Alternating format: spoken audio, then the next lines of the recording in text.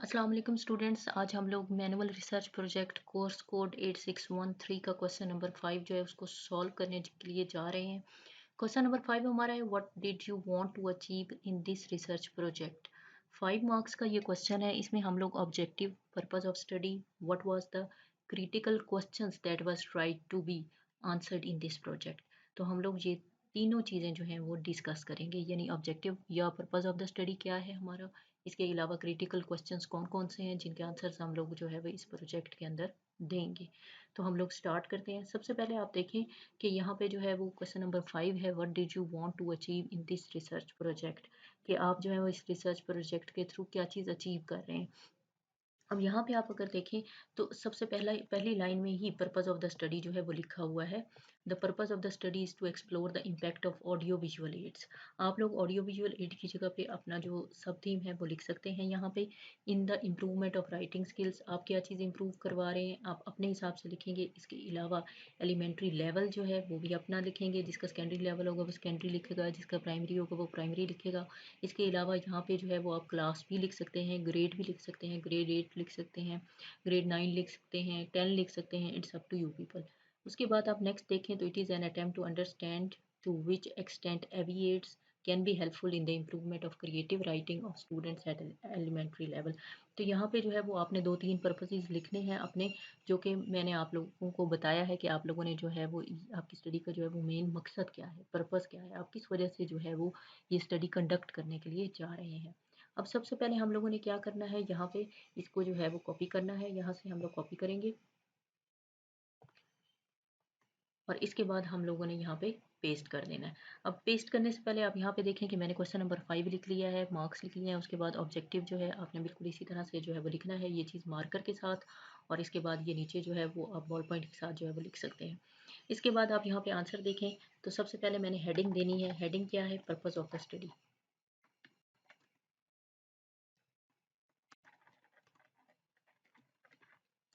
अब यहाँ पे पर्पस ऑफ द स्टडी हमारे सामने है। इसके बाद मैं यहाँ पे पेस्ट कर दूँगी इसको। पेस्ट करने के बाद अब ज़ाहिर है मैंने फॉर्मेटिंग करनी है। फॉर्मेटिंग किस तरह से करेंगे, मैंने यहाँ पे जो है वो फॉन्ट साइज़ चेंज करना है, टाइम न्यू रोमन, और उसके बाद मैंने यहाँ पे जो है वो इसका साइज़ चेंज कर दी। अब यहाँ पर आप लोगों को पता चल गया है कि पर्पस ऑफ द स्टडी क्या है। ठीक है, अब उसमें जो है वो आप यहाँ पे जो है वो 3 तरह से भी लिख सकते हैं, जैसे नंबर 1, नंबर 2 मेरा पर्पस ऑफ द स्टडी ये है, number 3 purpose of the study ये है, और इसके बाद नंबर 4। यानी कम से कम आप जो है वो 2 to 3 पॉइंट्स जो है वो यहाँ पे लिखेंगे अपने पर्पस ऑफ द स्टडी के हवाले से। अब ये हमारा जो है पर्पस ऑफ द स्टडी हो गया। इसके बाद यानी यहाँ तक हमारा जो है वो सॉर्ट आउट हो चुका है।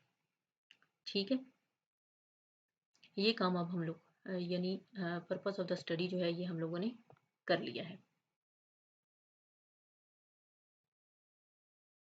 अब इसी पर्पस को हम लोगों ने एक्सप्लेन करना है। किस तरह से एक्सप्लेन करेंगे, हम लोग ये देखेंगे कि इसके ऑब्जेक्टिव क्या है। सबसे पहले ये देखिए, मैंने यहाँ से ऑब्जेक्टिव है और यहाँ पे पेस्ट किया,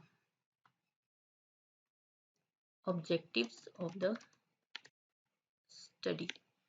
अब ऑब्जेक्टिव ऑफ द स्टडी जो है इसको मैं बोल्ड कर लूँगी।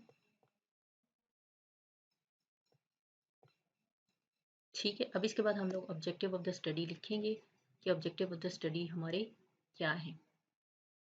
सबसे पहले ऑब्जेक्टिव ऑफ द स्टडी लिखने से पहले आप एक लाइन लिखेंगे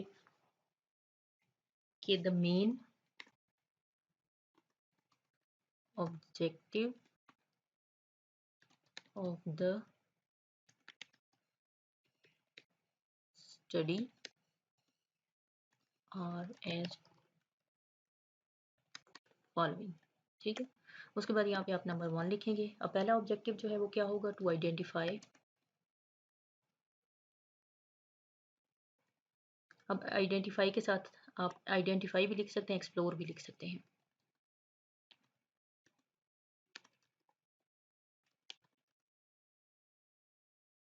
level of self regulation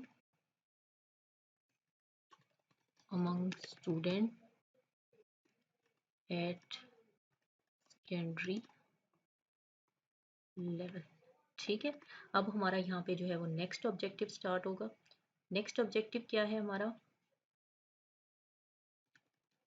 to find out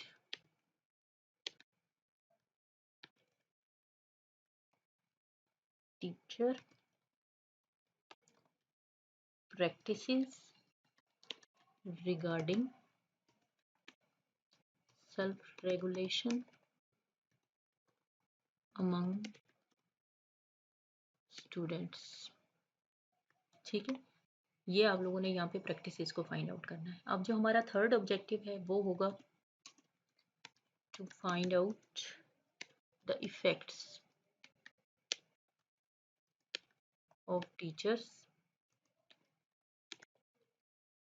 practices regarding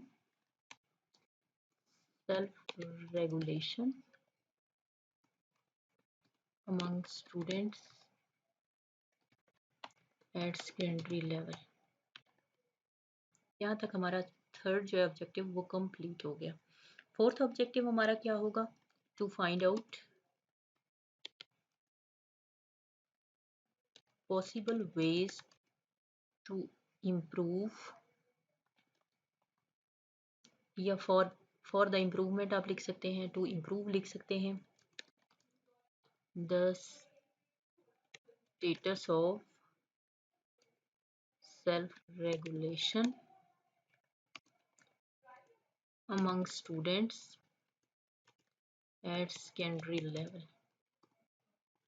यहाँ तक हमारे जो हैं ये 4 ऑब्जेक्टिव कंप्लीट हो गए। यहाँ पे आप देखें कि फर्स्ट ऑब्जेक्टिव में हम लोग आइडेंटिफाई कर रहे हैं स्टूडेंट्स का लेवल, के स्टूडेंट्स के अंदर सेल्फ रेगुलेशन कितना है। उसके बाद हम लोगों ने ये देखना है कि टीचर्स जो है वो इसको इम्प्रूव करने के लिए क्या कर रहे हैं, टीचर का स्टेटस क्या है।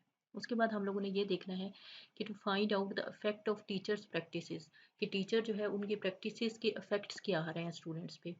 उसके बाद हम लोग ये देखेंगे कि किस तरह से और हम लोग जो है वो सेल्फ रेगुलेशन को इम्प्रूव कर सकते हैं।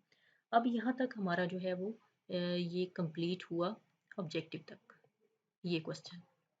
ठीक है,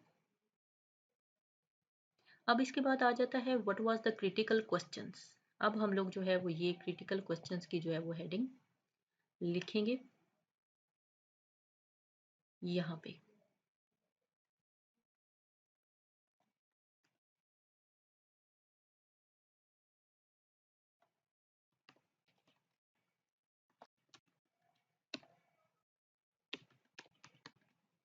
यहाँ पे हम लोगों ने क्रिटिकल क्वेश्चन की हेडिंग दी, इसको बोल्ड किया, और इसके बाद अब हम लोग जो है वो क्वेश्चन लिखेंगे बिल्कुल इसी तरह से जिस तरह से हम लोगों ने ऑब्जेक्टिव लिखा है। हम लोगों ने रिसर्च क्वेश्चन भी बिल्कुल इसी तरह से लिखने हैं। अब यहाँ पे हम लोगों ने क्या करना है, सबसे पहले ये लिखना है कि critical questions of the study are as following. उसके बाद क्रिटिकल क्वेश्चन नंबर 1 आप लिखेंगे, एंड देन यहाँ पे आप लिखेंगे what are the present status of self-regulation among students at secondary school level। ठीक है, उसके बाद आपने यहाँ पे क्वेश्चन मार्क लगाना है। देन हम लोग नेक्स्ट क्वेश्चन लिखेंगे कि what are the teaching practices regarding self-regulation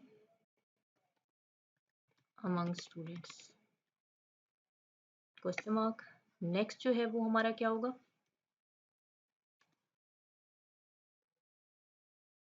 next पे हम लोग ये करेंगे कि इसका इफेक्ट क्या है। What are the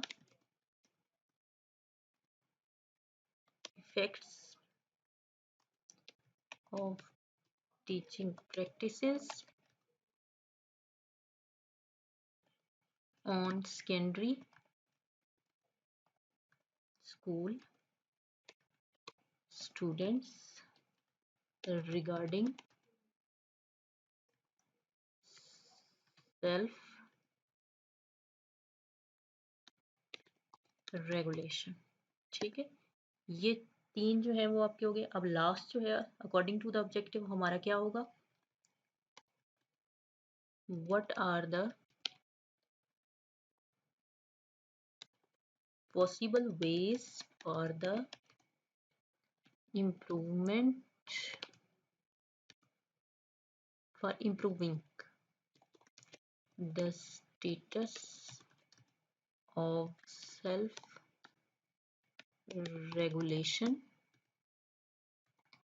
among students at secondary level। यहाँ पे क्वेश्चन मार्क। इस तरह से ये हमारा जो है ऑब्जेक्टिव, सबसे पहले पर्पस ऑफ द स्टडी, उसके बाद objective of the study, 4 objective लिखे हम लोगों ने, उसके बाद क्रिटिकल क्वेश्चंस 1 2 3 और ये 4 क्वेश्चंस हम लोगों ने लिखे हैं। इस तरह से हमारे ये क्वेश्चन जो है यानी क्वेश्चन नंबर 5 कंप्लीट हुआ। इसको थोड़ा सा रिवाइज करते हैं। What did you want to achieve in this research project, हम लोग इसमें objective, purpose of the study और क्रिटिकल क्वेश्चंस लिखेंगे। पर्पस ऑफ द स्टडी में आप लोग जो हैं वो पहले मेन पर्पस जो है वो बताएंगे और उसके बाद जो है वो रिमेनिंग आपके पर्पसेस जितने भी होंगे 1 2 3 या 4 जो भी पर्पस आप अचीव करना चाहते हैं वो यहाँ पे अपना लिखेंगे कि ये मकसद हो सकता है, ये मकसद। उसके बाद ऑब्जेक्टिव लिखेंगे। ऑब्जेक्टिव ऑफ द स्टडी है, उसमें आप लोग इस तरह से जो है वो ऑब्जेक्टिव बनाएंगे जैसे मैंने आप लोगों को अभी सिखाया है। ठीक है, कि पहले हम लोगों ने आइडेंटिफाई करना है कि स्टूडेंट्स का लेवल क्या है। उसके बाद हम लोग ये देखेंगे टीचर किस तरह से प्रैक्टिसेस करवा रहे हैं। उसके बाद हम लोग जो है वो टीचर की प्रैक्टिसेस के इफ़ेक्ट्स जो हैं वो फाइंड आउट करेंगे और देन हम लोग जो है वो पॉसिबल वेज बताएंगे कि ये वेज जो हैं वो हो सकते हैं इम्प्रूवमेंट के। उसके बाद क्रिटिकल क्वेश्चन हमारा जो है वो हम लोग लिखेंगे। तो बिल्कुल क्रिटिकल क्वेश्चन जो अकॉर्डिंग टू द ऑब्जेक्टिव होते हैं, आप सबको पता है। तो हम लोग इसी तरह से जो है वो क्रिटिकल क्वेश्चन यहाँ पे बना लेंगे। इस तरह से हमारा क्वेश्चन नंबर 5 जो है वो कंप्लीट हुआ। आई होप आप लोगों को क्वेश्चन जो है वो समझ आ गया होगा कि किस तरह से इसको अटेम्प्ट करना है। Thank you very much, stay bless, Allah हाफिज़।